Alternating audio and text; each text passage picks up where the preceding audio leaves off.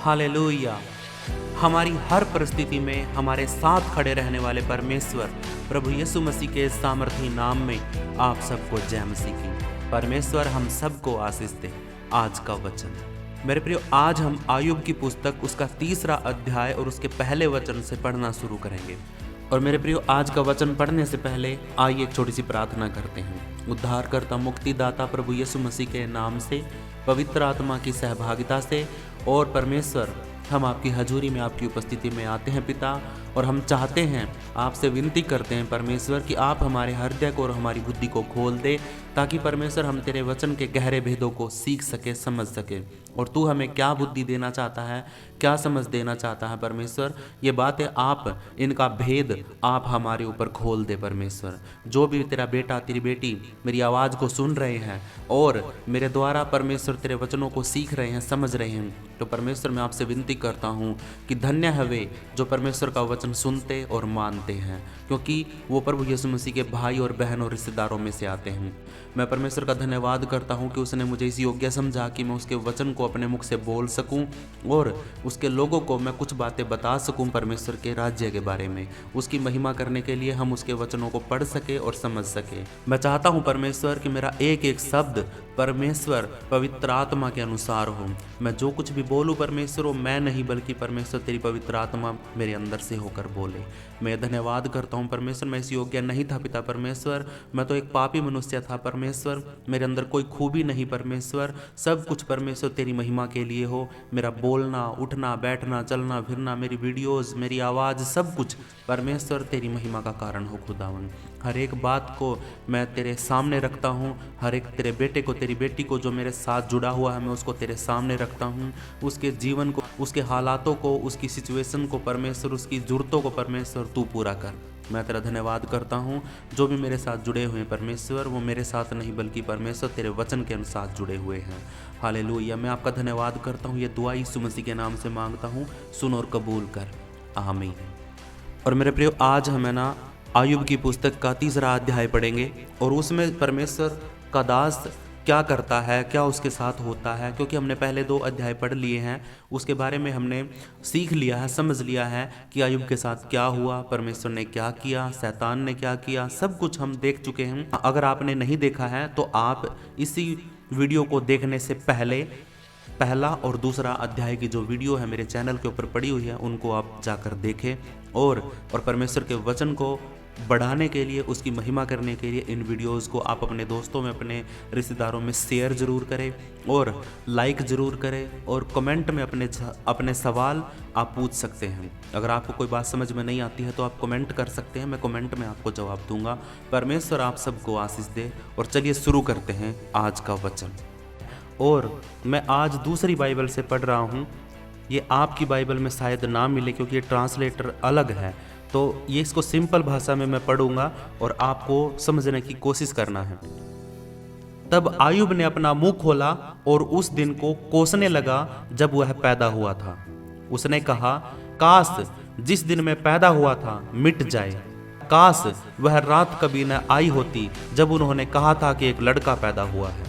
काश वह दिन अंधकार में होता, काश परमेश्वर उस दिन को भूल जाता, काश उस दिन प्रकाश न चमका होता, काश वह दिन अंधकार पूर्ण बना रहता जितना कि मृत्यु है, काश बादल उस दिन को घेरे रहते, काश जिस दिन मैं पैदा हुआ काले बादल प्रकाश को डरा कर भगा सकते, उस रात को गहरा अंधकार जकड़ ले, उस रात की गिनती न हो, उस रात को किसी महीने में सम्मिलित न करो, वह रात कुछ भी उत्पन्न न करे, कोई भी आनंद ध्वनि उस रात को सुनाई न दे, जादूगरों को श्राप देने दो, उस दिन को वे श्रापित करें जिस दिन में मैं पैदा हुआ था।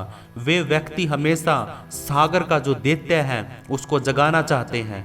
उस दिन को भोर का तारा काला पड़ जाए, वह रात सुबह के प्रकाश के लिए तरसे और वह प्रकाश कभी न आए, वह सूर्य की पहली किरण न देख सके। क्यों? क्योंकि उस रात ने मुझे पैदा होने से ना रोका, उस रात ने मुझे ये कष्ट झेलने से ना रोका। मैं क्यों न मर गया जब मैं पैदा हुआ था, जन्म के समय ही मैं क्यों न मर गया। क्यों मेरी माँ ने गोद में रखा, क्यों मेरी माँ की छातियों ने मुझे दूध पिलाया। अगर मैं तभी मर गया होता जब मैं पैदा हुआ था तो अब मैं शांति से होता। काश मैं सोता रहता और विश्राम पाता राजाओं और बुद्धिमान व्यक्तियों के साथ जो पृथ्वी पर पहले थे। उन लोगों ने अपने लिए स्थान बनाए जो अब नष्ट होकर मिट चुके हैं। काश मैं उन शासकों के साथ गाड़ा जाता जिन्होंने सोने चांदी से अपने घर भरे थे। क्यों नहीं मैं ऐसा बालक हुआ जो जन्म लेते ही मर गया हो। काश मैं एक ऐसा शिशु होता जिसने दिन के प्रकाश को नहीं देखा। दुष्ट जन दुख देना तब छोड़ते हैं जब वे कब्र में होते हैं और थके जन कब्र में विश्राम पाते हैं। यहाँ तक कि बंदी भी सुख से कब्र में रहते हैं, वहाँ वे अपने पहरेदारों की आवाज़ नहीं सुनते। हर तरह के लोग कब्र में रहते हैं, चाहे वे महत्वपूर्ण हो या साधारण हो। वहाँ दास अपने स्वामी से छुटकारा पाता है। कोई दुखी व्यक्ति और अधिक यातनाएं भोगता जीवित क्यों रहे। ऐसे व्यक्ति को जिसका मन कड़वाहट से भरा रहता है क्यों जीवन दिया जाता है। ऐसा व्यक्ति मरना चाहता है लेकिन उसे मौत नहीं आती है। ऐसा दुखी व्यक्ति मृत्यु पाने को उसी प्रकार तरसता है जैसे कोई छिपे खजाने के लिए। ऐसे व्यक्ति कब्र पाकर प्रसन्न होते हैं और आनंद मनाते हैं। परमेश्वर उनके भविष्य को रहस्यपूर्ण बनाए रखता है और उनकी सुरक्षा के लिए उनके चारों ओर दीवार खड़ी करता है। मैं भोजन के समय प्रसन्न होने के बजाय दुखी आहें भरता हूँ। मेरा विलाप जलधारा की भांति बाहर फूट पड़ता है। मैं जिस डरावनी बात से डरता रहा कि कहीं वही मेरे साथ न घट जाए और वही मेरे साथ घट गई है, और जिस बात से मैं सबसे अधिक डरा वही मेरे साथ हो गई है। न ही मैं शांत हो सकता हूँ न ही मैं विश्राम कर सकता हूँ। मैं बहुत ही विपदा में हूँ। हालेलुया। मेरे प्रियो, परमेश्वर के इस दास का दुख बहुत ही असहनीय है। ये बहुत ही दुखी होकर ये बातें बोल रहा है। इसके अंदर वो दुख है मेरे प्रियो कि जो हम महसूस भी नहीं कर सकते हैं। हालेलुया। मेरे प्रियो, अगर किसी को ये वीडियो समझ में नहीं आ रही है, यहाँ पे आयुब ये बातें क्यों बोल रहा है, अगर आपको ये बातें नहीं समझ में आई हैं तो मेरे प्रियो आप इससे पिछली वीडियोस 2 वीडियोस को ज़रूर देखें। पहला भाग और दूसरा भाग आप उन दोनों वीडियो को देख कर आएँ, उसके बाद आप इस तीसरी वीडियो को देखें। आपको पता चल जाएगा कि आज आयुब ये बातें क्यों बोल रहा है। आज वो अपने आप के लिए मौत क्यों मांग रहा है, क्योंकि वो कहता है कि जो कोई मर जाता है वो विश्राम पाता है, चाहे वो बुरा हो चाहे वो अच्छा हो। जब वो मर जाता है तो उसको किसी का कोई डर नहीं होता है। वो कब्र में जितनी भी लोग होते हैं वो साधारण भी होते हैं और वो महत्वपूर्ण भी होते हैं। वीआईपी लोग भी कब्र में जाते हैं और जो रोड पर फिरते हैं गरीब लोग होते हैं, कुचले हुए वो भी कब्र में होते हैं, और दास भी कब्र में चला जाता है और उसको कोई डर नहीं होता कि मेरा मालिक मुझे क्या कहेगा। हालेलुया। लेकिन ये अपने आप को कोसता है और कहता है कि मैं उसी दिन क्यों नहीं मर गया जिस दिन मैं पैदा हुआ था। वो रात का अंधेरा उजाले की बाट देखे और उसको उजाला ना मिले जिस रात को मैं पैदा हुआ, और कहता है जिस दिन में मैं पैदा हुआ वो दिन कभी भी मतलब शांति महसूस ना करे, उसमें कभी भी रोशनी ना रहे। परमेश्वर उस दिन को गिनती में भी ना लेके आए कि जिस दिन ये आयुब पैदा हुआ था। ये अपने बारे में अपने उस दिन को कोसता है जिस दिन ये पैदा हुआ था, और ये कहता है कि मेरा दुख है ना सहने के योग्य नहीं है, मैं नहीं सह पा रहा हूँ। मैं आपको एक बात बताना चाहता हूँ इस वचन के बारे में।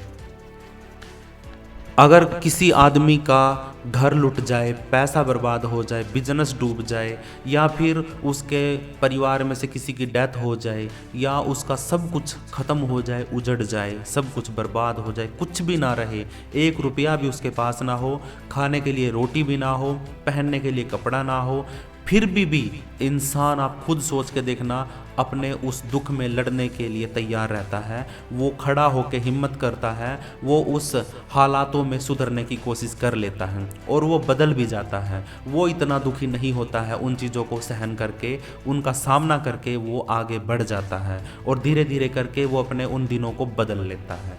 लेकिन मेरे प्रियो, अगर उस आदमी का ये तो सब कुछ बर्बाद हो ही जाए और कुछ दिन के बाद उसके शरीर के अंदर कोड़ लग जाए, फोड़े निकल जाए, फुलके आ जाए, और वो भी किसी हाथ पर, पैर पर, किसी एक जगह पे हिस्से पे ना हो, ओ मेरे प्रियो, उसके पूरे शरीर के ऊपर फोड़े निकल गए थे। वो चल भी नहीं पाता था क्योंकि पैरों के नीचे तलवों में भी फोड़े निकल गए थे। वो ऊपर से, सर के ऊपर सर में भी उसके फोड़े निकल गए थे, हाथों में, पैरों में, जहाँ कहीं भी उसके शरीर में आप देखोगे वहीं पर उसके गोल गोल से धब्बे फूल के पड़े हुए थे। मेरे प्रियो, तो ऐसा आदमी कैसे शांत रह सकता है?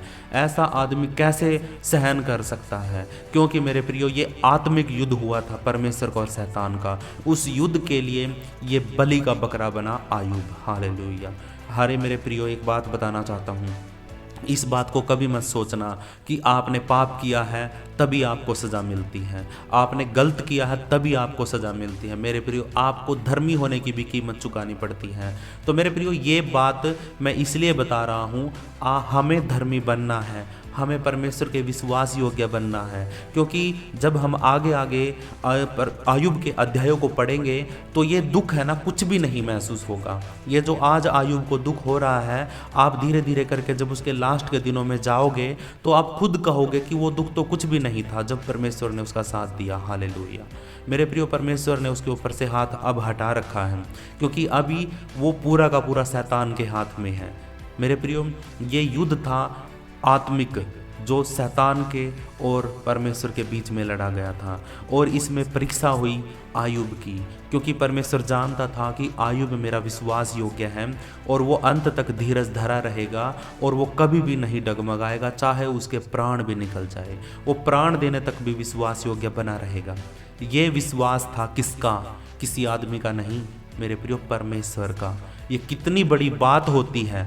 आयुब है ना, बहुत पहले की बात है, बाइबल के अंदर बहुत पुरानी बात है जब ये किस्सा हुआ था। तो उस टाइम से लेकर मेरे प्रियो आज भी हम इसको पढ़ रहे हैं, आज तक हम इसको जान रहे हैं, इसके बारे में, इसके विश्वास के बारे में जान रहे हैं। और आने वाली कितनी पीढ़ियाँ परमेश्वर के इस बेटे के बारे में पढ़ती रहेंगी, जानती रहेंगी। तो मेरे प्रियो, मैं आपको बताना चाहता हूँ, इस बात से, इसके दुख को देखकर कभी भी परमेश्वर से धोखा मत करना, कभी भी उसके विश्वास को तोड़ना मत, कभी भी पीछे मत हटना, क्योंकि ये परमेश्वर का कुछ देर के लिए परखना है। परमेश्वर जब परखता है तो वो खुद नहीं परख सकता, वो अपने बेटे को खुद नहीं सता सकता, वो अपने बेटे का कुछ भी बर्बाद खुद नहीं कर सकता। इसीलिए अब तक भी शैतान जीवित है कि वो अपने भले लोगों को और बुरे लोगों को छांट सके। हालेलुया। जो कोई विश्वास में खड़ा रहता है, जो कोई परमेश्वर के विश्वास योग्य बना रहता है, मेरे प्रियो, शैतान उसकी परीक्षा करता है। खुद यीशु मसीह की परीक्षा शैतान ने की थी। हालेलुया। और खुद आदम और हवा की परीक्षा करने वाला भी शैतान ही था। परमेश्वर ने कभी अपने बच्चों की परीक्षा नहीं करी। हालेलुया। परमेश्वर ने कभी भी अपने बच्चों को बर्बाद करना नहीं चाहा। तो मेरे प्रियो, हमें हर रोज़ प्रार्थना करनी है कि कभी भी परमेश्वर हमें परीक्षा में मत पड़ने देना। यीशु मसीह खुद प्रार्थना सिखाता, वो कहता है कि तुमने प्रार्थना करनी है कि परमेश्वर मुझे परीक्षा में ना ला, बल्कि हर एक बुराई से बचा। हालेलुया। तो मेरे प्रियो, हमें हर रोज़ प्रार्थना करनी, परमेश्वर की तू हमें परीक्षा में मत पड़ने देना। और आयुब की आज की बातों से हम सीखते हैं, संसार में हम कितने भी धनी हो, कितने भी धर्मी हो, कितना भी हमारा विश्वास हो, लेकिन जब दुख हमारे ऊपर आता है, जब गहरा दुख, असहनीय दुख हमारे ऊपर आता है, तो मेरे प्रियो, वो दुख हम सहन नहीं कर पाते और उस दुख में हम अपने आप को कोस सकते हैं, अपने दिनों को कोस सकते हैं जिस दिन हम पैदा हुए, जिसे आयुब ने अपने दिनों को कोसा। लेकिन मेरे प्रियो, आज हमारे लिए छुटकारा है। आज हमें घबराने की ज़रूरत नहीं है, आज हमें विश्वास को डगमगाने की ज़रूरत नहीं, क्योंकि ऐसी परीक्षा अब नहीं होती है। हालेलुया। क्योंकि आज हमारे ऊपर अनुग्रह है। उस समय पर, वो बहुत दिन पहले की बात है जब ऐसी घटना हुई थी, वो कोई रेयर बात थी जब परमेश्वर की और शैतान की शर्त लगी थी कि कौन धर्मी है, कौन धर्मी नहीं है। हालेलुया। तो मेरे प्रियो, आज ऐसा कुछ भी नहीं है, अब हम अनुग्रह में जी रहे हैं। मैं आपको बताना चाहता हूँ कि डरने की कोई बात नहीं है। ऐसी परिस्थिति हमारी नहीं आएगी, और आएगी तो हमें परमेश्वर, हमारा प्रभु यीशु मसीह, हमारा दयालु परमेश्वर है, वो हमें छुड़ा देगा, वो हमें बचा देगा, वो हमें संभाल लेगा। हालेलुया। अगर आज भी, इस वक्त भी, अगर कोई ऐसी परेशानी मेरी परिस्थिति में आज भी बेड पे पड़ा है और वो है ना चल नहीं सकता, फिर नहीं सकता, वो अपने दिनों को कोस रहा है, तो मेरे प्रिय, मैं आपको बात बताना चाहता हूँ कि आज के बाद आपके सारे दिन बदलने जा रहे हैं। यदि आप परमेश्वर पर विश्वास करते हो, उसके विश्वास योग्य ठहरते हो, अगर उसके वचनों में आप बने रहते हो, उससे दिन रात प्रार्थना करते हो तो मेरे प्रियो आपके दिनों को बदलने में ज़्यादा देर नहीं लगेगी। आपको परमेश्वर उठाएगा और खड़ा करेगा, क्योंकि अब हम अनुग्रह में जी रहे हैं, हम परमेश्वर की दया में जी रहे हैं। इसीलिए परमेश्वर हमारी सुनता है और हमें उत्तर देता है और हमारी परीक्षा नहीं होने देता है। इसीलिए मेरे प्रियो आज हम अगर दुखी हैं, कोई तकलीफ में हैं, तो ये विश्वास करें कि परमेश्वर छुड़ाएगा और दुआ करें, प्रार्थना करें। अपने शरीरों पर प्रभु यीशु मसीह का पवित्र लहू लगाए जिससे आपका शरीर शुद्ध हो जाए, और अपने घर को भी सुरक्षित करे, शुद्ध करे पवित्र जल को छिड़क करके। हालेलुया। प्रार्थना जरूर करें, तेल पर हाथ रख के, पानी पर हाथ रख के, जिससे परमेश्वर आपके उस पानी को और तेल को प्रभु यीशु मसीह का लहू बना दे, और वो लहू और वो पानी आपके घर को और आपके शरीर को सुरक्षित रखे। हमें डरने की जरूरत नहीं है। अब हमारा छुड़ाने वाला हमारा यीशु मसीह है। अब वो हमें बचाता है, छुड़ाता है, संभालता है। अब हमें किसी चीज़ की कोई दिक्कत नहीं है। अब तो हमें दुआ करनी है और हमारी चुटकियों में प्रार्थना परमेश्वर सुन लेता है। हालेलुया। तो मेरे प्रियो, आज की वीडियो से हम सीखते हैं, आगे भी हम ऐसे ही पढ़ते रहेंगे कि उसके दोस्तों ने उसको क्या कहा, उसके 3 दोस्त थे, तीनों दोस्तों ने क्या बोला। फिर परमेश्वर के साथ आयुब की बातचीत होती है, सवाल जवाब होते हैं। मेरे प्रियो, बहुत ही इंटरेस्टिंग पुस्तक है ये, और जिसमें परमेश्वर के वचन पवित्र सामर्थ्य से लिखे गए हैं। जो बातें लिखी गई हैं हम उनको पढ़ेंगे, सीखेंगे, परमेश्वर हमें बहुत बुद्धि देगा। अगर आप मेरे साथ जुड़े रहते हो, परमेश्वर के वचन को सुनते हो, तो परमेश्वर आपको सच में इस किताब के ख़त्म होने के बाद बहुत आशीष देगा, बहुत आशीष देगा मेरे प्रियो। तो मेरे साथ जुड़े रहने के लिए परमेश्वर आप सबको आशीष दे। आइए हम लास्ट प्रार्थना करते हैं। हे पवित्र करने वाले पवित्र परमेश्वर, हे पिता, तू जो स्वर्ग में है, तेरा नाम पवित्र माना जाए, तेरा राज्य आए, तेरी इच्छा जैसे स्वर्ग में पूरी होती वैसे धरती पर भी पूरी हो। हमारी दिन भर की रोटी तू आज हमें दे। जैसे हमने अपने अपराधियों को क्षमा किया वैसे तू भी हमारे अपराधों को क्षमा कर। हमें किसी परीक्षा में ना ला, बल्कि हर एक बुराई से बचा, क्योंकि राज्य, पराक्रम और महिमा सदा तेरे ही हैं। पवित्र करने वाले पवित्र परमेश्वर, मैं आपका धन्यवाद करता हूँ और आपसे विनती करता हूँ परमेश्वर कि आप अपने बच्चों पर दया करें, अनुग्रह करें। अगर आज भी कोई भी ऐसी परिस्थिति में, ऐसे हालात में है कि वो उठ नहीं सकता, वो चल नहीं सकता, आयुब की तरह उसकी ज़िंदगी हो गई है कि वो कुछ भी नहीं कर पा रहा है और अपने आप को कोस रहा है, तो मैं परमेश्वर आपसे विनती करता हूँ तेरे बेटे के लिए, तेरी बेटी के लिए, कोई भी हो सकती है वो, जो भी मेरी आवाज़ को सुनता है, जो भी मेरे चैनल का सब्सक्राइबर है, तो मैं उसके लिए दुआ करता हूँ प्रभु यीशु मसीह के नाम से, और यीशु का लहू उसके शरीर पे लगाता हूँ। और पिता, मैं तेरा अनुग्रह और तेरी दया मांगता हूँ तेरे बेटे के लिए। पिता, अपने बच्चों को उठा, हाथ पकड़ के खड़ा कर और पवित्र कर, शुद्ध कर। परमेश्वर अपनी दया से परमेश्वर अपने बच्चों को खड़ा कर। वो समय कुछ और था परमेश्वर, जब शैतान ने इतनी परीक्षा ली, सब कुछ बर्बाद किया आयुब का समय परमेश्वर अब नहीं है। हम विश्वास करते परमेश्वर, ये सीखने की बात है। हमें विश्वास में मजबूत रहना है, परमेश्वर पर दोष नहीं लगाना है, उसकी आज्ञाओं को पालन करना है, उसको फॉलो करना है, उसके वचन को हर रोज़ सुनना है, और अपने लिए प्रार्थना जरूर करनी है कि परमेश्वर हमें कभी भी परीक्षा में ना पड़ने दे और शैतान कभी हमारी परीक्षा ना करने पाए।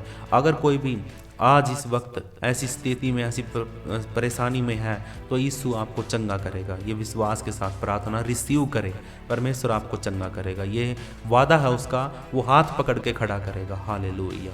मेरे प्रियो, विश्वास में बने रहे, रोज़ प्रार्थना सुने, प्रार्थना करें, अपने मुंह से मुंह खोल करके प्रार्थना जरूर करें। परमेश्वर आपको आशीष दे। सबको जय मसीह।